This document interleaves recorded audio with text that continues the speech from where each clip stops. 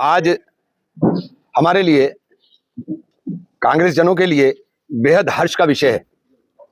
हमारी नेता श्रीमती प्रियंका गांधी का आज जन्मदिन है और इस बार हमने प्रियंका जी के जन्मदिन को एक संकल्प दिवस के रूप में मनाने का काम किया कि हम लोग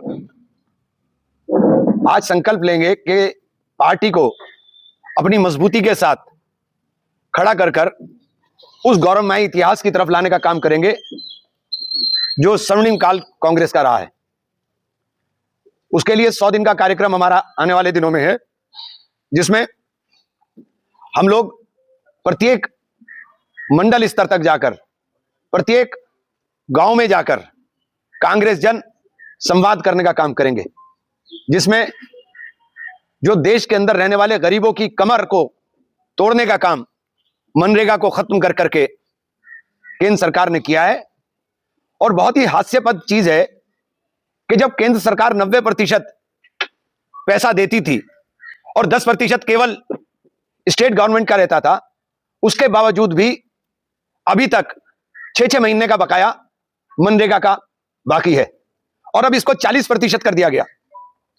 तो किसी स्टेट के पास 40% पैसा मनरेगा में खर्च करने की स्थिति में नहीं है, तो इस स्थिति में यह योजना पूरी तरह से दम तोड़ने का काम करेगी। यह योजना 2006 में जब लाई गई तो इसका मकसद था गरीबों को, मजदूरों को, जो बेरोजगार हैं उनको रोजगार की व्यवस्था की जाए और एक कामयाब योजना थी। 2014 में जब नरेंद्र मोदी जी प्रधानमंत्री बने तब इन्होंने इसको कांग्रेस की विफलताओं का स्मारक कहा था, लेकिन मनरेगा की सफलता ने कोविड काल के अंदर उनको मजबूर कर दिया कि एक कामयाब योजना है जो सीधे गरीबों को, जो सीधे मजदूरों को और खास तौर से महिलाओं को सीधे लाभ देने का काम कर रही थी। अगर यह योजना खत्म होगी तो निश्चित रूप से मजदूर की कमर टूटने का काम होगा।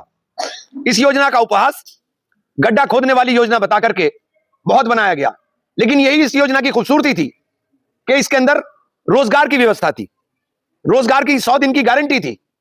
अब इन्होंने कहा 125 दिन, 125 दिन के लिए पैसा कहां से आएगा? पैसा कौन देगा? स्टेट गवर्नमेंट के पास तो पैसा है नहीं।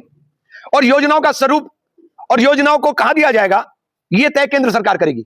तो अपने एजेंडे के हिसाब से अगर यह योजना तय होगी तो निश्चित रूप से यह देश के गरीबों के ऊपर एक बहुत बड़ी मार केंद्र सरकार की पड़ने जा रही है।